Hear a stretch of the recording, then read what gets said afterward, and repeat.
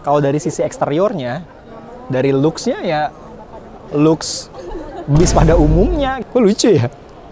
Jadi pengen tuker motor yang di rumah mama ini. Bis ini ada fitur safety untuk drivernya juga. Ini supirnya dari Pantura, anggap aja ya. Tuh. Ceritanya lagi nyetir nih ya. Oh, istri di rumah nelfon mau beli susu gitu kan. Halo? Enggak bang, dia nggak bunyi soalnya dia tahu istri emang penting. Pak Muldoko, ayo coba diperhatikan desainnya. Saya kasih masukan sedikit ya Pak, mohon maaf.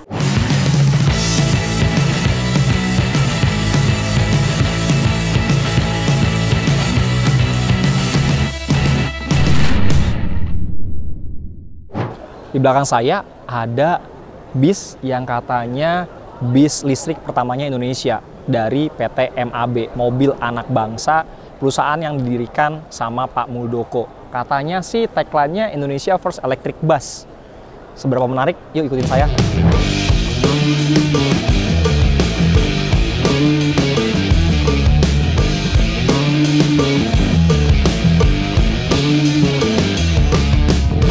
Oke, ini bis yang katanya bis listrik pertama Indonesia.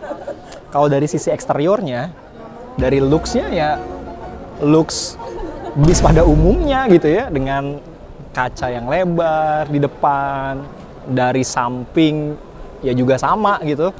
Tapi ini yang menarik, aduh sandung lagi. Ada kameranya. Saya nggak tahu ini kamera buat apa, tapi kayaknya kamera 360. Saya bisa ngeliat di dalam tuh ada layar monitor. Tapi kita lihat di eksteriornya dulu. Layaknya bis pada umumnya, untuk safety dan keselamatan, kacanya bening, terus lebar, sehingga yang ada di dalam tuh aktivitasnya bisa kelihatan dari luar. Kacanya lebar banget, dari depan sampai belakang. Bis ini juga salah satu bis yang kemarin itu sempat dipakai di G20 Indonesia tahun 2022. Nih, masih nempel stikernya. Kalau nanti mau digelar lagi, misalnya 2026, tinggal ganti nih angka 2-nya. Ya, sih kayak gini. Tapi ada tulisan stiker yang membentang cukup panjang. Dari belakang ke tengah sampai hampir ke depan. Tulisannya Electric Bus, menggambarkan identitas dari bis ini. Yang bahan bakarnya tuh ya bukan solar gitu ya, atau gas, tapi dari baterai listrik. Dimensi rodanya sama, nggak ada berubah, tapi ini kayaknya air suspension deh, karena kalau bis normal nggak setinggi ini nih ground clearance-nya. Ini pendek banget tuh, nggak ada sejengkal kurang. Nah ini juga yang ngebedain bis listrik sama bis bahan bakar minyak atau solar. Biasanya kalau kita naik motor di samping bis yang bahan bakarnya minyak, udah tahu dong, kalau di sebelah lagi macet-macet, sebelah sininya apa? Bagian dari mesin. Hawanya panas banget. Kalau ini nggak ada. Tuh. Jadi, motor aman. Kalau ada di sebelah bis listrik. Nggak bakal kepanasan. Nah, jadi kalau Anda datang ke PEVS, selain Anda bisa lihat mobil atau sepeda motor yang memang dalam kondisi tadi, kita juga bisa lihat nih salah satunya bis dari Mobil Anak Bangsa yang dipretelin kanan kiri depan belakang sama atapnya, jadi kita tahu tuh struktur aslinya bisnya tuh kayak gimana ya, kurang lebih kayak gini. Tapi sayangnya mobil-mobil konvensional sejauh ini saya belum lihat tuh, tadi ada yang kayak dipretelin kayak gini, supaya kita tahu gitu sasis terus bentukannya kalau nggak ada bodinya gimana gitu, itu pasti lebih lucu lagi. Nah kurang lebih sasisnya tuh kayak gini nih, traynya lihat deh, panjang banget, beda banget sama motor listrik yang tadi kita lihat. Ini baterainya 2, kanan sama kiri. Terus ini apa ya? Oh, ini kontrolernya. Kalau motor kan kecil, bis segede gini. Kalau mobil konvensional, sorry bukan konvensional, tapi mobil listrik yang sedan, terus SUV mungkin lebih kecil dibanding ini. Ini radiator ya? Mirip-mirip radiator atau kalau radiator biasanya ada tempat liquidnya. Apa AC ya? PT MAB, Mobil Anak Bangsa. Saya ngobrol sama Pak Muldoko waktu itu di podcastnya Tempo Hari yang mungkin ada di link di sini ya. Nanti kita akan cantumin. Itu dia produce motor juga. Nah, ini namanya nih Electro Powered by MAB Mojito. Ini desainnya kayak Lambretta dibandingin sama motor-motor yang looks-nya kayak Vespa atau Lambretta gitu ya. Ini lebih oke. Serius deh. Apa ya? Looks-nya tuh lebih solid. Saya suka desainnya. Pertama di depan ya, kita lihat ya. Lampunya. Ini udah pakai halogen kayaknya. Terus dasinya juga kesannya tuh mahal gitu. Tapi saya nggak tahu nih, udah launching apa belum. Nanti mungkin next-nya, deep-nya kita bisa tanya-tanya ya. Terus dari bannya juga, pokoknya lebih solid. Tuh. Bukan masuk ke rumah orang, Gus. Ini bener deh. Lebih solid. Ih. Kok lucu ya? Jadi pengen tuker motor yang di rumah mama ini. Terus biasanya swing armnya kalau motor-motor listrik itu kelihatannya ringkih. Ini enggak, solid. Dan biasanya kalau swing armnya motor listrik itu, dia tuh ada covernya lagi. Jadi dia kayak besi batangan kecil, ya mungkin 2 atau 3 jari, terus di cover lagi pakai plastik. Nah ini enggak, ini besi. Tuh, bukan besi sih, tapi apa ya? Saya nggak tahu bahannya apa. Tapi ini solid. Kalau motor yang lain, nah ini komparasi ya. Kesini deh, ini ada motor yang lainnya dari Electro. Nanti kita lihat namanya apa. Bener kan? Nih, kalau ini ditutup cover. Beda sama yang itu. Dia langsung swing armnya solid. Nah, swing armnya disembunyiin di balik sini. Ini remnya udah cakram juga. Tapi ini juga lucu sih. Oh, ini namanya Electro Delivery. Sekarang kita coba masuk ke dalam bisnya. Ini beda ya sama bis UI tadi. Nah, ini nih, saya hampir lupa. Masuk mau langsung ke belakang aja. Ada... Hah? Itu nyala, mobilnya nyala ini. Nah, kalau klakson bunyi. Enggak ditekan. Jangan, makanya takut aja. Bunyinya telolet jangan-jangan.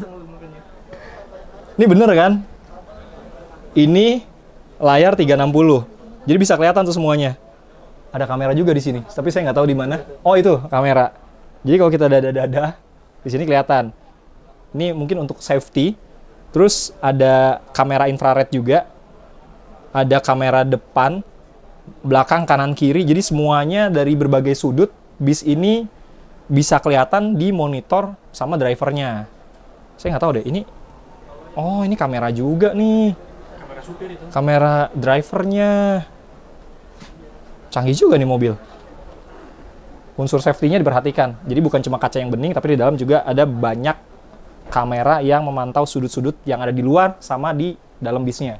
Di sebelah kanannya, itu ada apa tuh?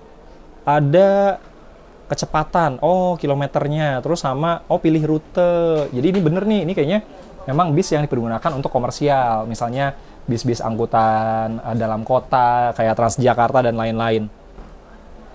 Kokpitnya lebih keren sih. Mirip sama busway. Sama yang tadi juga mirip, tapi ini yang lebih modernnya kayaknya mal.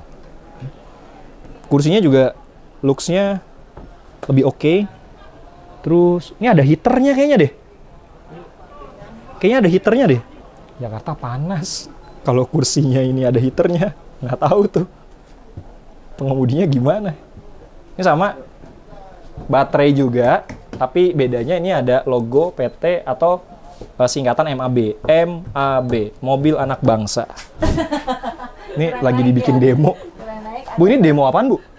Kita ini untuk IoT, Pak. IoT yang melengkapi armada Bapak ini.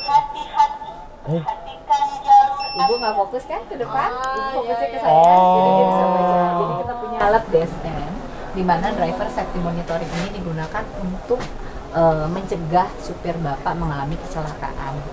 Gitu. Apa saja sih yang direkod? Pertama, kalau Ibu Bapak punya rokok nggak? Saya nggak ngerokok. Ada yang ngerokok nggak? Belum beli, Bu. Belum ngerokok. Boleh ngerokok? Coba sini duduk yuk. Jangan, Bu. Nggak, pura-pura aja sih. Ayo. Saya juga main ngerokok. Pura-pura boleh. Jangan dong. Boleh, Bapak pegang rokok sambil duduk. Jadi ini sekarang lagi di demo. Bis ini ada fitur safety untuk drivernya juga. Ini supirnya dari Pantura, anggap aja ya. Tuh. Jadi kalau mata drivernya meleng gitu ya, nggak fokus niat di jalanan ke depan, nengok kanan. Belum dibakar. Karena Bapak terdetek sudah pegang Oh iya, saya belum bakar nih. Tuh. Gusti yang pegang rokok aja udah langsung kedetek. Ada indikatornya nih. AirWatch namanya. Apa? AirWatch. AirWatch. Iya. Dia Ini membaca. dia nyambung ke bagian sensor terus habis itu ke Dia apa? ngasih tahu Bapak. Pusat data atau komen gitu atau gimana? Yes. Jadi nanti di monitoring Bapak bisa lihat nanti kita nanti show juga di monitoringnya apa yang tadi Bapak lakukan ke-record di kami.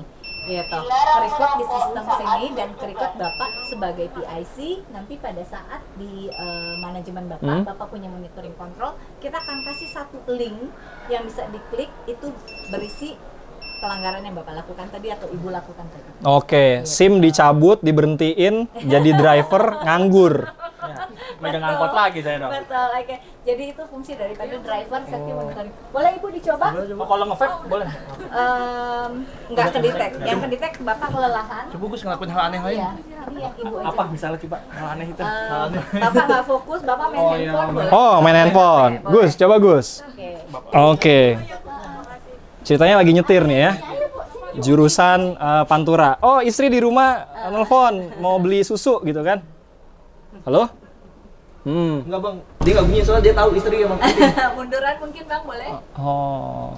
Jadi alat kita ini bisa detek sambil goyang-goyang aja Pak, gitu kan. Nah, nggak fokus. Belok Ber, jangan. Belok. Ini simulasinya agak lama ya? Karena dia capek juga Pak, ngeliatin Bapak lagi, mau lagi katanya. HP-nya di kiri. Nah, Perhatikan jalur Anda. Karena Bapak kedetek nggak fokus. Handphonenya coba sebelah kiri Pak. Oh, sebelah kiri. Coba kita ulang ya. Jadi kalau Ibu tidak hati-hati, tidak fokus, Hati-hati. Oh iya. Perhatikan jalur Bapak nggak Anda. fokus yang dibaca. Karena Bapak tidak fokus ke Dilarang depan. menggunakan telepon. Nengoknya ke kanan gitu ya. Jadi setiap kali pelanggaran Bapak Dilarang menggunakan telepon. Oh iya tuh, dilarang menggunakan telepon. Oh. dia akan selain ada DSM, Mm-mm. ini adalah driver safety monitoring. Di sini ada AirWatch-nya, dia membaca bahwa Bapak pelanggaran apa saja nih, dan dia akan bersuara ngomelin Bapak di sini. Kenapa? Karena sebagai Perhatikan jalur Bapak harus fokus Pak, ya kan? Saya dipantek di sini gitu ya. Jadi kalau Bapak kalau ini ibaratnya Bapak dicerewetin sama alat kita, kenapa? Supaya yang ada di belakang Bapak ini Aware juga. aware. Heeh. Bapak Ngingetin juga. ngantuk nih, ngingetin nih, ketok aja gitu kan, karena Bapaknya ngantuk gitu kan. Oh. Nah, terus selain itu kita punya display juga di sini yang untuk memperlihatkan ke Bapak. Kenapa? Di sini semua ada Kameranya. masing-masing. Ini semacam kamera 360 gitu ya. Ya, semua Pak. Ini ada atas Bapak, di atas kepala, warna hijau. Ini ke sini ya? Ya, itu ada satu. Ini ada passenger counting. Passenger counting ini fungsinya untuk Menghitung jumlah penumpang. penumpang. Betul. Jadi di sini ada juga namanya ADAS. ADAS ini fungsinya untuk melihat ke jalan. Jadi Bapak sebagai supir atau saya sebagai orang yang ada di balik layar bisa lihat ketika Bapak kecelakaan. Misalnya pada saat kecelakaan Bapak remnya berapa, speednya berapa gitu kan, dan kita bisa lihat langsung Bapak nabrak apa dari sini. hati-hati. Selain ini di belakang sana juga ada yang namanya reverse kamera paling ujung Pak. Kalau Bapak lihat ada Oh iya di iya belakang. iya iya. Ya, itu Kamera ada mundur ya. kamera. Kalau Bapak di mobil pribadi kamera mundur ya. Kalau di sini kita bisa memperlihatkan pada saat Bapak jalan pun dia akan nge-record. Jadi Oh, kalau Bapak tetap ditabrak record. dari belakang, nggak bisa salah-salahan lagi nih. Jelas dia yang tabrak Bapak kan dari belakang. Dashcam. Yes, mau motor, mau mobil itu pasti ke-record Pak. Terus kabin tengahnya sama kursinya ya. Jadi kayak angkot gitu miring, tapi kursi yang di belakang ini kayak bis antar kota. Dan decknya itu lebih pendek dibandingin sama bis UI tadi. Kalau bis UI kan tinggi banget. Nah kalau kita naik nggak butuh effort, karena kalau tadi bis yang UI itu tinggi banget. Jadi ketinggian lantainya tuh lebih friendly lah kalau untuk yang ini. Kalau misalnya ada lansia naik bis ini ya lebih aman. Kursinya juga lebih keren, lebih proper. Nah, ini yang aneh nih. Ini kursinya ada 2 kanan kiri yang menghadap kayak kursi angkot. The one and only. Bukan the one and only sih. The two and only. Ah, apalah. Kayak ini kali ini. Baterai. Ya, menyesuaikan ini ya. Layout. Posisi decknya. 2 kursinya. Bagian belakangnya coba duduk deh. Aduh. Asik sih. Terus sama kayak bis UI tadi, dia ada safety beltnya juga. Ini juga sekarang jadi salah satu unsur safety yang memang harus diterapkan di semua bis di Indonesia. Kisi-kisi AC-nya ada di kanan kiri, atas, ada yang memang sentral jadi nggak bisa ditutup, ada yang bisa ditutup. Kayak bis-bis zaman dulu. Ada kamera di tengah, di belakang. Ini bis apa kantor banyak CCTV-nya? Mau kemana mas? Mau ke UI mas.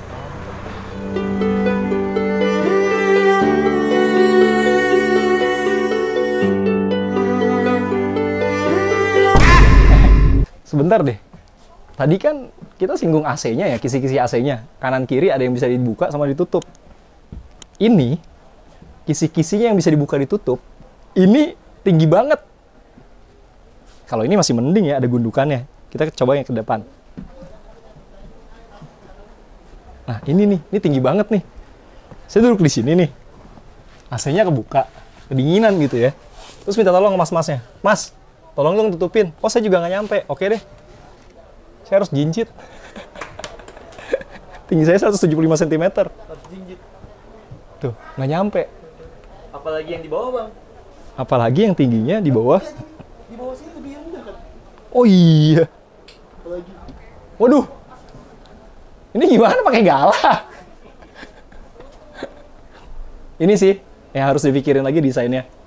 Kalau memang mau pakai kisi-kisi yang settle, yang kira-kira nggak bisa dibuka tutup, ya udah satu aja. Masih worth it untuk yang belakang. Tapi kalau untuk bagian sebelah sini, dari sisi desain nih mubazir banget. Karena kasihan penumpangnya. Apalagi ini biasanya kalau bagian sini kan untuk prioritas. Ibu hamil. Iya mas.